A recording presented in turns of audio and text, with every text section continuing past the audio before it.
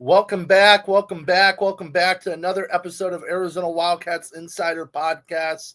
I'm your host, Troy Hutchison. We are officially 15 days away from kicking off the 2025 college football scene and seeing the Arizona Wildcats in action come August 30th. That's Saturday night at 7:30 against the Hawaii Rainbow Warriors on TNT. Yes, it's on cable and on TNT, but go out to the stadium. It's a fun time, great atmosphere, and it is kicking off year 2 of the Brent Brennan era. Now, obviously, year 1 was not successful, but year 2, Brent Brennan has changed up his coaching staff, hiring Joe Salavea as defensive line coach, Josh Miller, if I could talk correctly, as tight ends coach, promoting Danny Gonzalez as defensive coordinator, and hiring Seth Dagey away from Marshall as the Arizona Wildcats offense coordinator. A lot of changes on the coaching staff, a lot of changes in the locker room with 61 new faces in the Arizona locker room, but a lot remains the same in terms of Noah Fafita behind center as the gunslinger for Arizona. A lot of star-studded defensive players like Genesis Smith, Traden Stukes, Dalton Johnson, and Tay Brown. They return Trey Smith as well on the defensive front. There's a good combo of returning players and new and fresh players through the transfer portal and in the incoming 2025 recruiting class. Although it was underwhelming last year, I think it's an exciting time right now for Arizona. A lot of new faces, a lot of new energy. And Brent Brennan talked about it in his Big 12 Media Day.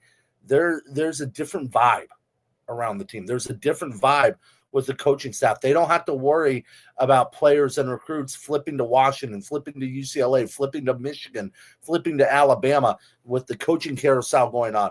They know the players that want to be here are here. They don't have to kiss ass anymore. And I say that bluntly because that's how Brent Brennan said it. They don't have to kiss ass. They don't have to worry about players staying on the roster, not entering the transfer portal and leaving for somewhere else because they don't want to be here. Everybody here right now on Arizona's roster is here because they want to play for Brennan. They want to play with Noah Fafita, and they want to play for this Wildcat football team that has made a family atmosphere here in Tucson again. Jed did a good job of making family atmosphere. I thought Mike Stoops, Rich Rodriguez, they did a solid job of that. Dick Tomey clearly, and Larry Smith. And that family atmosphere is back here in Tucson. Now, we're in the middle of training camp. We're in the second half, the latter portion of training camp, as we're getting closer to the season, where Arizona will go into prep week, into game week, and focus strictly on Hawaii. And, you've seen kind of the depth chart start to take shape. That's information that we cannot give out due to Arizona practice rules right now with this coaching staff. They don't want too much out in terms of the depth chart and positions. But you're seeing that take shape, meaning you're seeing leaders emerge on the football team, and you're starting to see less figuring out what the roster looks like and more getting them used to the system, getting them used to the play calling, what they're going to do, the rhythm, the groove of the offense, the rhythm, the groove of the defense. But with that, because there's talent on the defensive side of the ball, there's talent on the offensive side of the ball, it's been a mixed bag of reviews for both sides of the ball. But that's not a bad thing. I know a lot of fans talk about, oh, man, I heard the offense is struggling today. They didn't do well. Or, oh, man, the defense got lit up today. They're probably not going to be very good. That doesn't mean a damn thing. It doesn't mean a damn thing. Because here's why. You want to see both sides win battles. You want to see struggles on the offense. You want to see struggles on the defense. Because that means the other side of the ball, they're doing their job. They're doing good. They're improving. If you saw just offense slinging it all over the field for a month of training camp and the defense had no answer, guess what? Your defense is probably going to stink. Defense probably isn't going to be very good.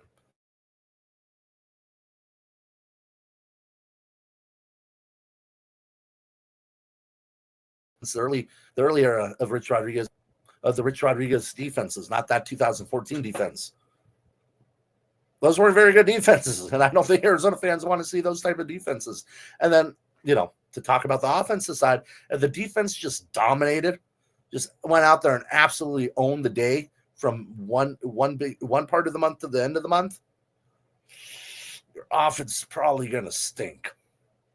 It's probably going to look like those Kevin Sumlin offenses or that 1-11 offense where you just didn't have a lot of talent. You got owned most of the time. You don't want that. You want balance. Football is all about balance. Can you win strictly with offense? Yeah, Rich Rodriguez proved that. He's a great coach, great X's and O's guy, great motivator. Players want to run through a brick wall through him. But his defense has left a lot to be desired. 7-5, 7-5, 10-2, ending 10-4, then 7-5. 5 bowl games in his tenure. A lot of 7-5, one great season. Because those offenses were incredible. The defenses weren't very good. Mike Stoops was pretty much well balanced in. His thing was a gradual progression after the shortcomings, not even shortcomings, the downright just dumpster fire of the Makovic era. Dick Tomey, defensive mastermind. 2 great seasons, best coach in the history of Arizona football records-wise. But sometimes the offense is, 4 yards in a cloud of dust. Handoff, punt. Handoff, punt. Well, sometimes they put it on third down, so it was very rare.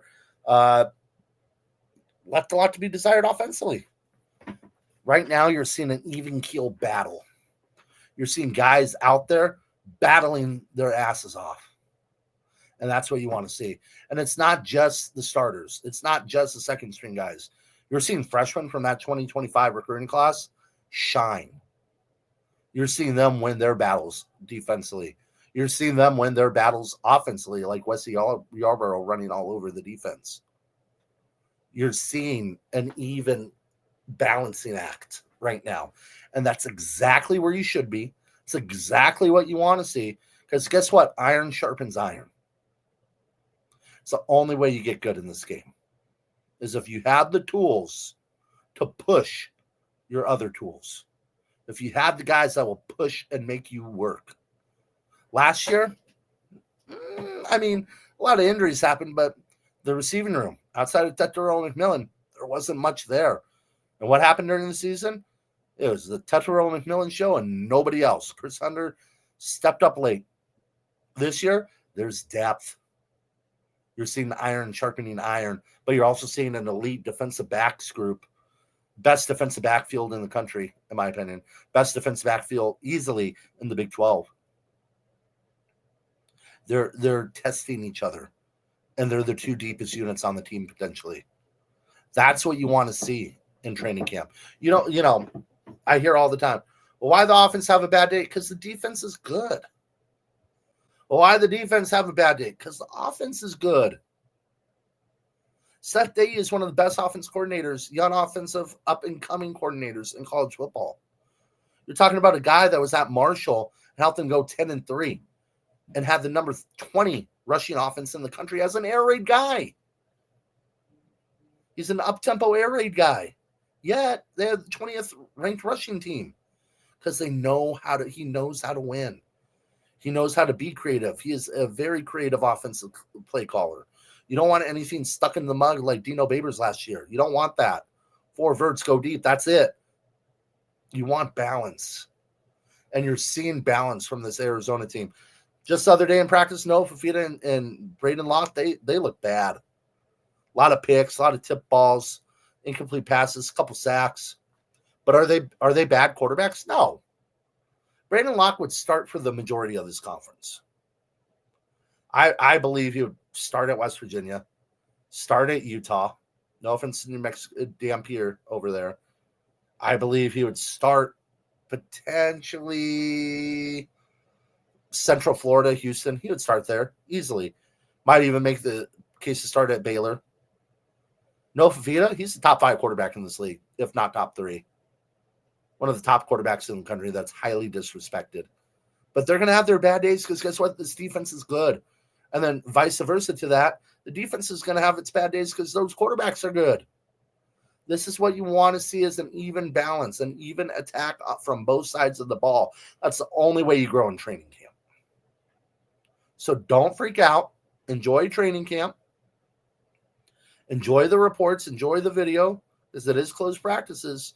But Arizona's moving in the right direction.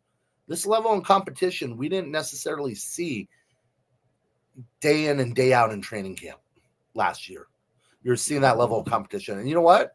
For those wondering, well, what about the Jed Fish 2023 team? Did you see that? Yes. Yes, you did. You didn't know what you were going to get on the offensive or defensive line because they were dominating each other at times. And guess what? That offensive line, that 2023 line, is one of the best offensive lines in U of A football history.